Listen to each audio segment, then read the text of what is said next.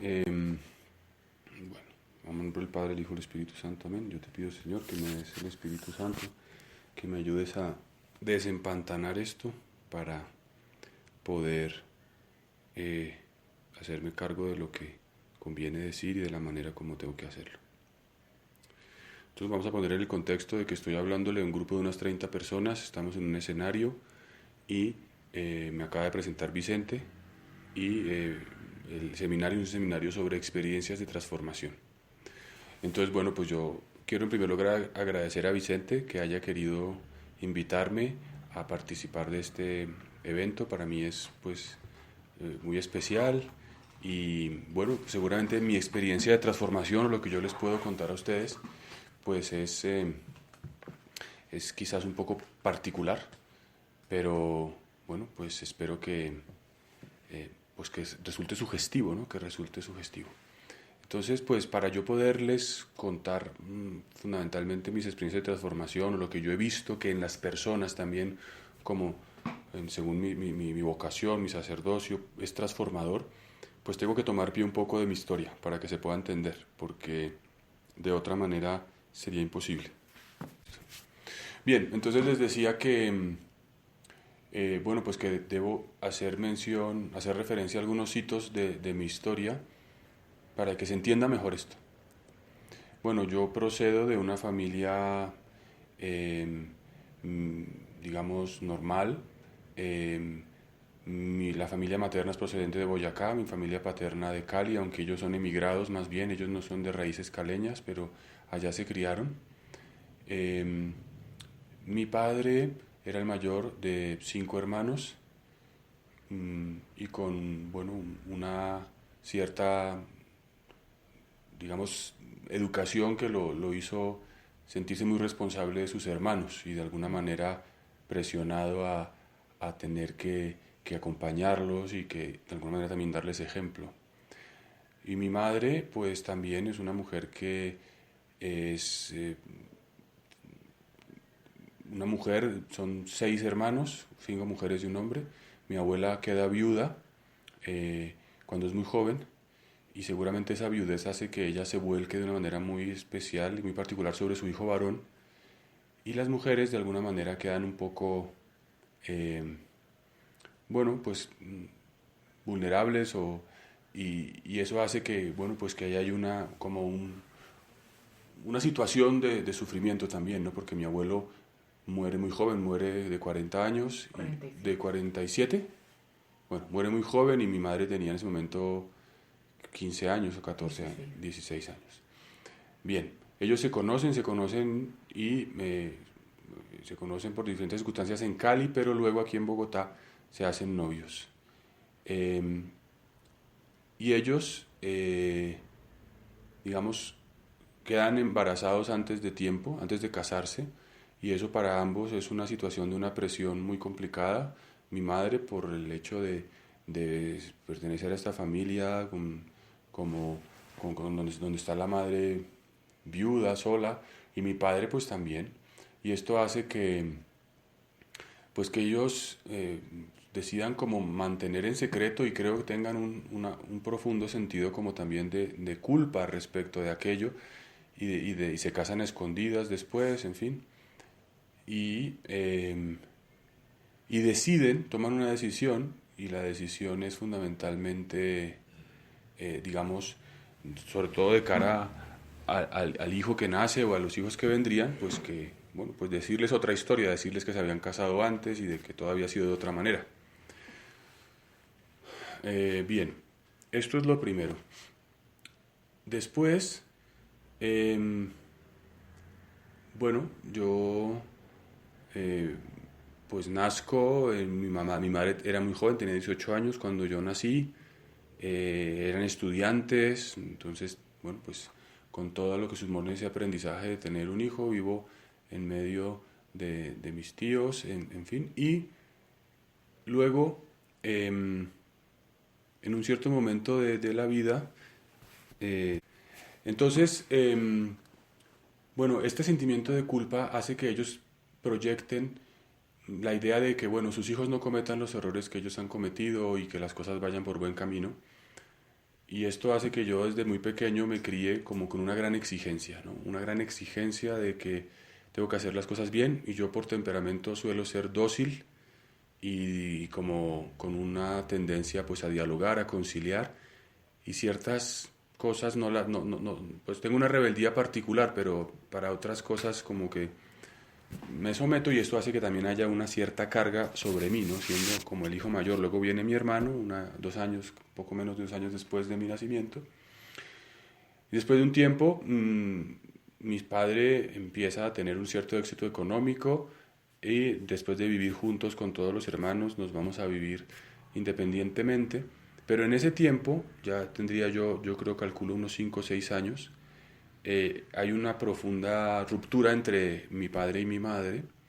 Yo era una persona, recuerdo, que a esa edad era supremamente sensible, de una manera un poco llamativa. Yo recuerdo que le preguntaba a mi mamá a veces que por qué hay indigentes en la calle, que dónde viven ellos, que por qué sufren, y me generaba sufrimiento ver la pobreza. No me dejaban ver a veces noticieros en la televisión porque apenas había una noticia de guerra, yo entraba en crisis de miedo. Una persona supremamente sensible. Y yo percibía que a raíz, no sé, de este éxito económico, de la razón que fuera, hubo una ruptura y había peleas serias, peleas de discusiones que yo recuerdo de gritos. Y, y yo me decía a mí mismo, bueno, ellos pelean, pero no se van a separar. Y mi seguridad era esa, como una cierta certeza de que aquello que sostenía de alguna manera mi propia existencia, pues se mantenía. O sea, que la pelea era pasajera.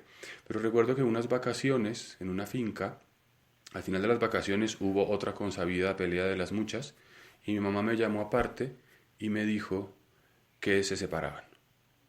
Yo no entendía muy bien lo que significaba eso, pero luego creo que me explicaban que entonces mi papá estaría en otro sitio, en fin. Luego creo que hubo una separación quizás de algunas semanas o de algunos días, no lo sé muy bien, no lo recuerdo. Pero lo que sí recuerdo es que ese anuncio para mí fue definitivo, porque eso desestabilizó completamente mi comprensión del mundo y sobre todo las bases que me daban seguridad. Es decir, tuve por primera vez un sufrimiento que desestabilizó mi existencia. Entonces esto ya entramos a la primera experiencia transformadora. Yo les voy a hablar de 3. Y yo creo que la primera experiencia transformadora es esta, el sufrimiento. El sufrimiento, que tiene muchos matices, muchas facetas. Sobre todo a una temprana edad no hay herramientas, no hay posibilidad de enfrentarlo, de dominarlo, de comprenderlo, y genera, por supuesto, unos efectos que luego solo después de muchos años se pueden reconstruir. También he tenido otros sufrimientos que han transformado de otra manera, porque pienso que la única manera realmente profunda de que el sufrimiento sea transformador en sentido positivo es la posibilidad de aceptarlo, ¿no? Pero claro, cuando sientes que algo te destruye, que algo te desestabiliza, lo que se genera inmediatamente es un mecanismo de defensa. Y eso fue lo que yo generé.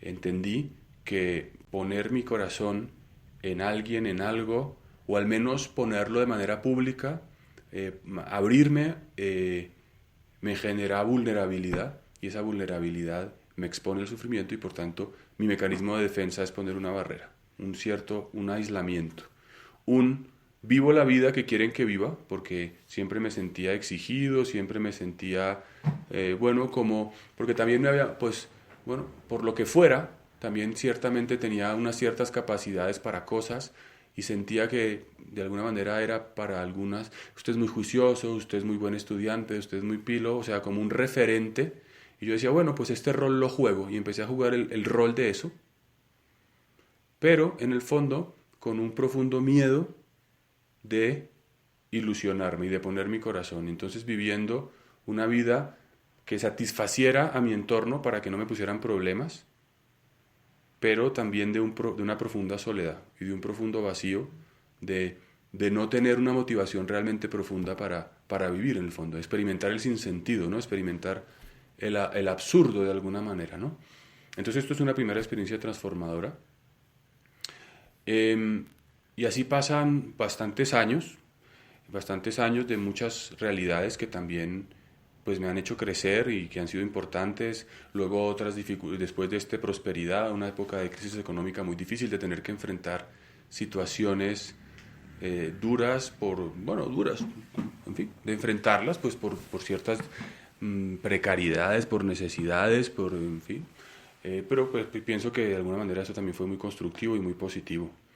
Pero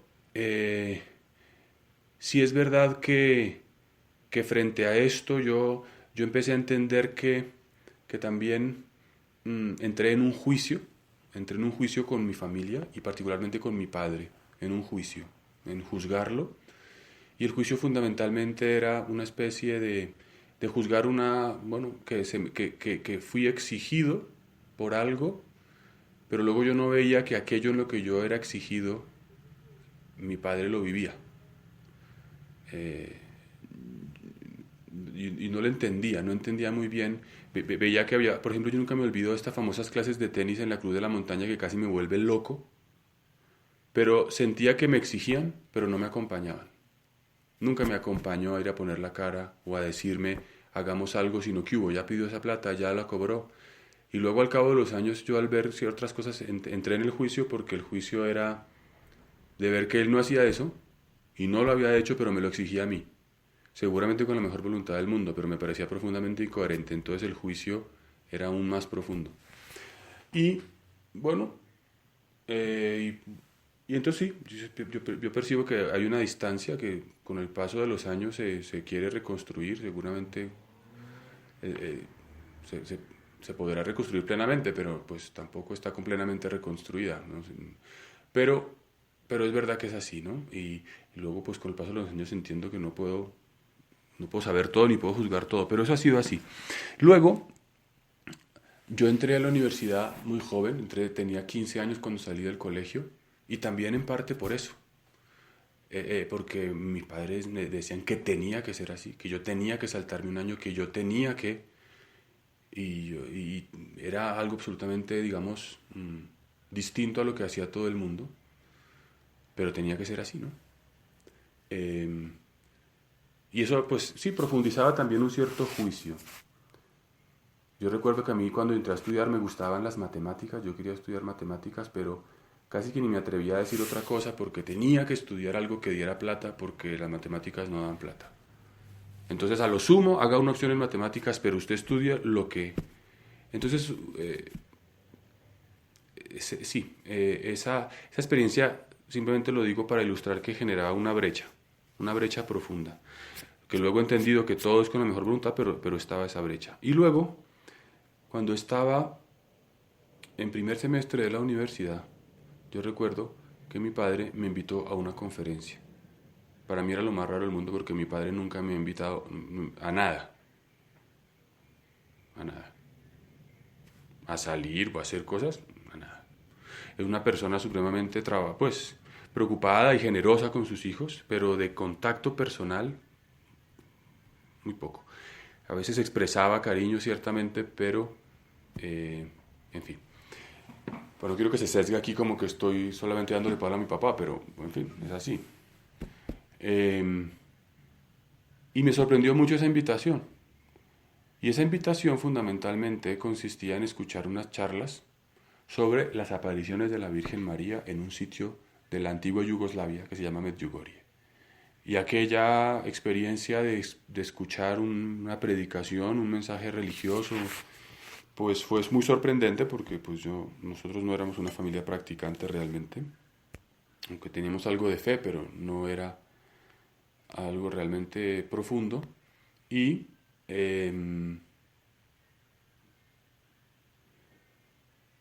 bueno, pues eso fue algo que nos sorprendió muchísimo y empezamos un camino de búsqueda y digamos que fue empezar a sentir en esos encuentros religiosos como que yo era amado por Dios. Una experiencia difícil de expresar, pero que de alguna manera venía a reconstruir un desamor primero. Es decir, entender que en efecto cada cual pues hace lo que puede y yo no podía quedarme juzgando a mis padres y a mi familia y a mi entorno, pero que había algo que realmente no iba a fallar y era que Dios existía. Eh, y esto empezó a reconstruir en mí la posibilidad de la ilusión, de ilusionarme con algo, de, de que se podía soñar, de que se podía tener un horizonte, de que la vida podría tener un sentido.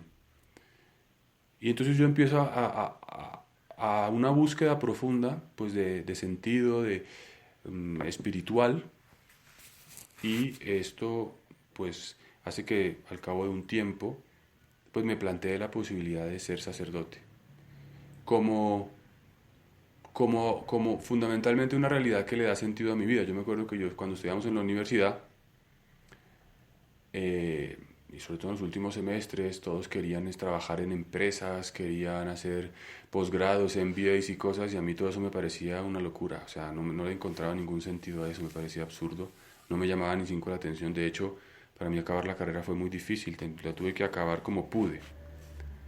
Pero en cambio, de cara a ser sacerdote, la posibilidad de celebrar misa, la posibilidad de confesar, en el sentido de ayudar a que otras personas se encontrasen a Dios, eso se presentaba ante mí como una luz, como algo que sí realmente valía la pena, como algo que no podía hacer nadie más, que no podía hacer ni el más rico, ni el más poderoso, ni el más sabio, que podía darle, si yo había recibido un sentido nuevo a mi vida y yo podía participar en que otros recibiesen ese sentido nuevo, pues aquello sí que tenía sentido. Entonces esto empezó a hacerme plantear esta posibilidad de la vocación sacerdotal. Debo decir que por ese tiempo, en el tiempo de la universidad, ocurrió un episodio en mi familia bastante particular, pero que luego fue muy importante y tiene que ver con la segunda, digamos, experiencia transformadora. Un día, en esta búsqueda, queríamos tener como una reunión de oración en nuestra casa. Invitamos a un sacerdote, amigo, pues que es una persona muy especial, y esta persona vino a nuestra casa. En ese tiempo estábamos viviendo mi padre, mi madre, mi hermano menor y yo, y mi abuela, que convivía y aún convive con mis padres. Y bueno, este sacerdote propuso hacer una oración. Y empezó a rezar, a tocar la guitarra de alguna manera, como una especie de acompañamiento a su plegaria. Y yo recuerdo que este sacerdote empezó a cantar, yo estaba sentado en un sofá de la sala y yo empecé a llorar. Y yo empecé a llorar de una manera como profundamente, con un sentimiento profundo.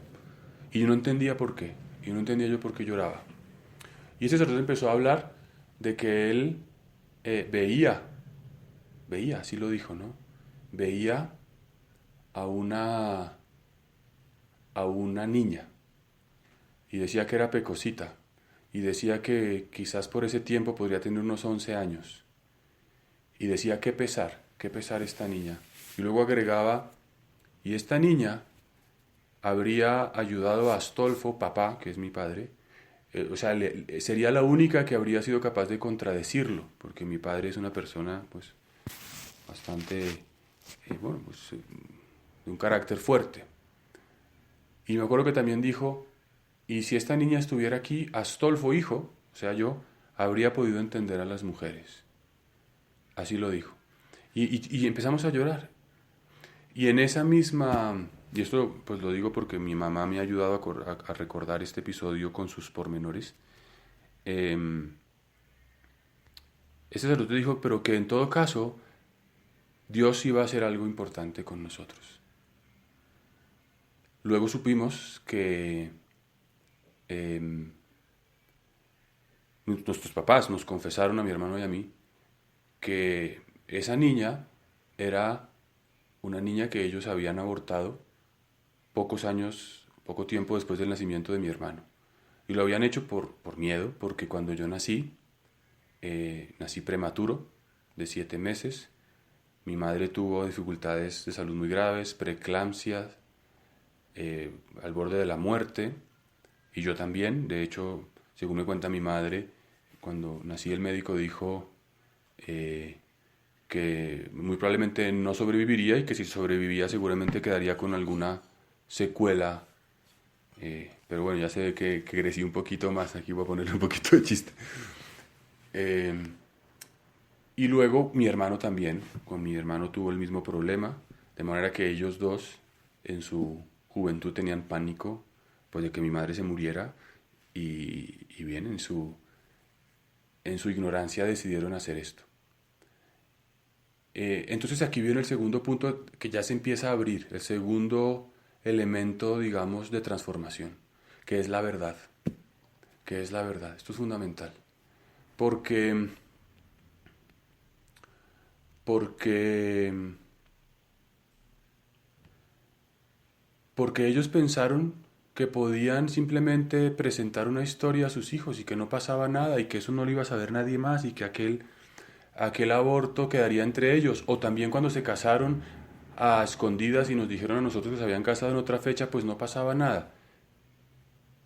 Y resulta que ¿cómo es posible que ese sacerdote supiera eso? Era imposible que lo supiera. A mí esto, o sea, supo una verdad de la historia de mis padres que consiguió reconstruir lo que estaba destruido. Por otra parte, dejó claro que esta niña tenía un papel, que no da lo mismo que estuviera o no estuviera. Es verdad que luego Dios reconstruye todo, pero que los acontecimientos y las cosas no se pueden tapar con un dedo, no se puede tapar el sol con un dedo. O sea que existe una verdad, que las cosas no son como a mí me da la gana presentarlas o interpretarlas, que hay una verdad. Y yo creo que yo vine a saber, y esto es muy importante, bueno, entonces esta es la verdad que luego completaré con otra cosa. Entonces, bueno, pues yo me voy al seminario. Eh, Después de acabar la carrera,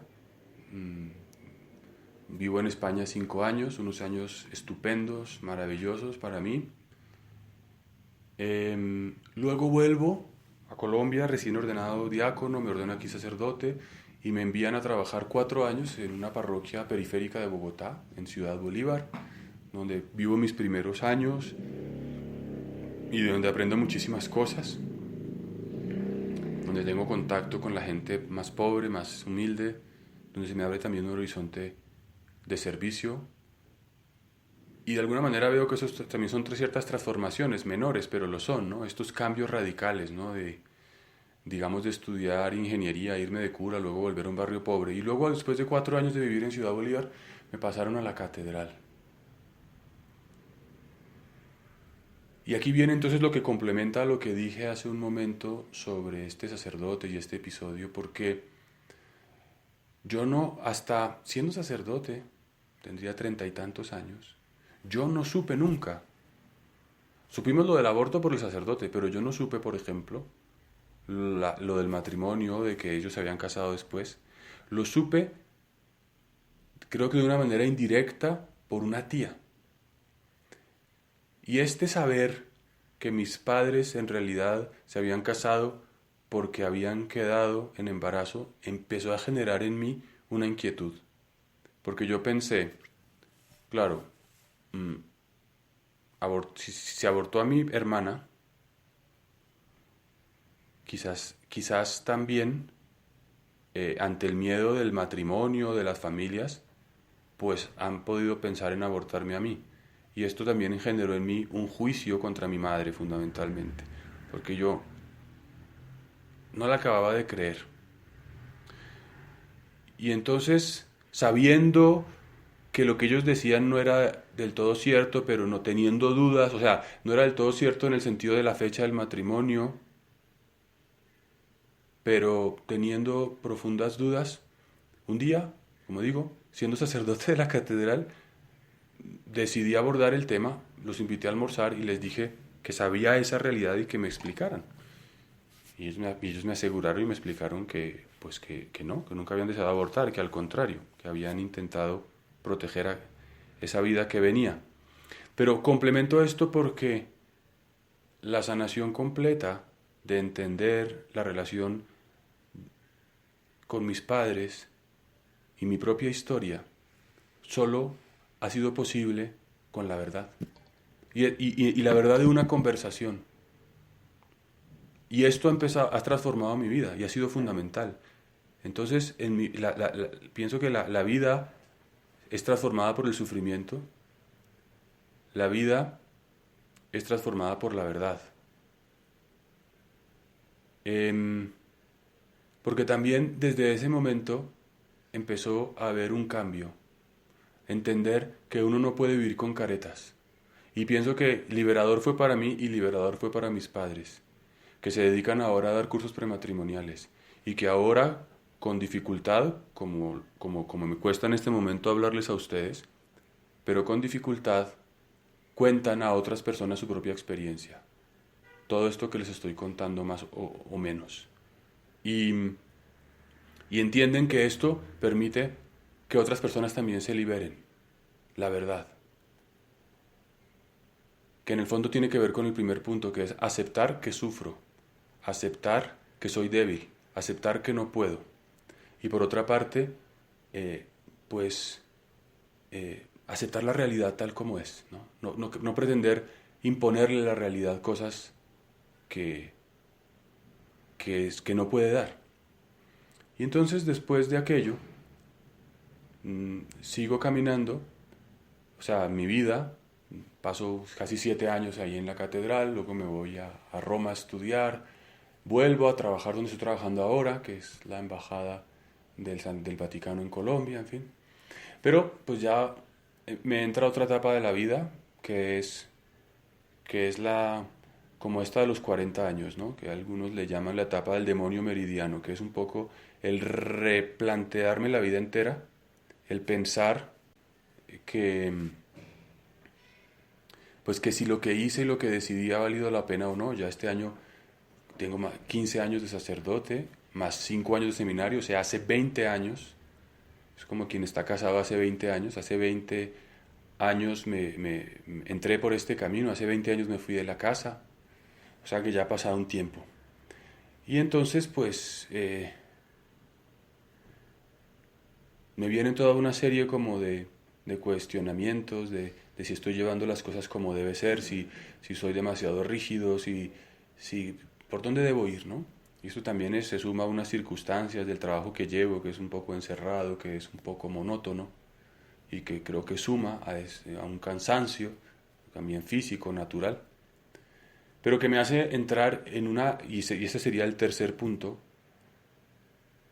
que tiene que ver con los anteriores, y es a entrar como a considerar algo de la vida que me parece que es muy importante, que es la debilidad, la importancia de aceptar la debilidad, ¿no? A mí me parece que a nosotros nos enseñan a que la debilidad se debe esconder, a que la debilidad se debe ignorar, de cara a los demás esconderla, de cara a uno mismo ignorarla y aparentar, ¿no? Si hablas en una conversación con gente que no conoces, nadie te va a decir que está mal, todos te van a decir que están súper bien, que están felices con su vida, aunque estén comiendo de la que sabemos. Y sobre todo, a ni siquiera decirse a sí mismos la verdad, ¿no? Que es aceptar lo que hay, ¿no? Y pienso que eso es fundamental, ¿no? Porque he entendido que cuando vivo en la debilidad, cuando no le digo al otro lo que tiene que hacer o no lo juzgo, por ejemplo con mis padres, con mi familia, sino que simplemente expreso lo que tengo, lo que veo, reconociendo que esa no es la verdad, sino simplemente mi percepción, pero que tampoco me la puedo callar. Entonces, pues el mensaje llega y puedo aceptar que mi misión no es triunfar o ser el mejor, sino es poder amar al otro, poder aceptar al otro, poder ser feliz, ¿no? Entonces para mí, pues, estas son 3 experiencias de transformación y que las he visto también como sacerdote en otras personas, ¿no? El escándalo del sufrimiento, ¿no? Que para mí es fundamental porque esto es parte de la esencia del cristianismo. O sea, un Dios crucificado, un Dios que muere, un Dios que viene como un niño a un pesebre, es un Dios que Nietzsche diría que es la moral de los esclavos, de los fracasados, ¿no? Pero resulta que el sufrimiento está, y el sufrimiento no es algo que se pueda, digamos, simplemente despreciar. El punto es aceptarlo o no aceptarlo. Y lo peor que puede pasar es no aceptar que uno sufre. Hay gente que dice que no sufre. Y creo que las personas que dicen que no sufren son las que tienen los sufrimientos más profundos y que quieren ocultar de la manera más sutil su propio sinsentido. Entonces es el sufrimiento una experiencia que transforma. Y el sufrimiento que se acepta y que se reconoce puede ser algo que ayude a crecer, que purifique. En cambio, el sufrimiento que no se acepta, pues es algo que genera rebeldía, que genera aislamiento y que genera odio. Una última cosa, en este último tiempo, a mí siempre me preguntan, ¿y usted cómo hace como cura con las mujeres o tal, o no sé qué? Como si el cura, pues no sé, dejara de ser hombre, no le gustaran las mujeres. Y yo me he dado cuenta que con el paso de los años, cuando yo era recién ordenado, era súper implacable y como que tenía un ideal como muy humano que iba defendiendo. Y ahora que se me relativizan cosas, no porque el ideal no lo tenga claro, sino porque confío menos en las fuerzas humanas, me veo más vulnerable. Y me ha pasado últimamente que he tenido una experiencia de apegos, ¿no? De vincularme afectivamente con una persona, aunque no pasa nada, la persona ni siquiera lo sabe. Pero es reconocer que no puedo, ¿no? Que realmente es verdad que, que soy débil y que necesito ayuda, que necesito de otros, que necesito de Dios. Y luego, pues esto de la verdad, ¿no? Porque me parece fundamental, ¿no? Sobre todo no quererme mentir a mí mismo.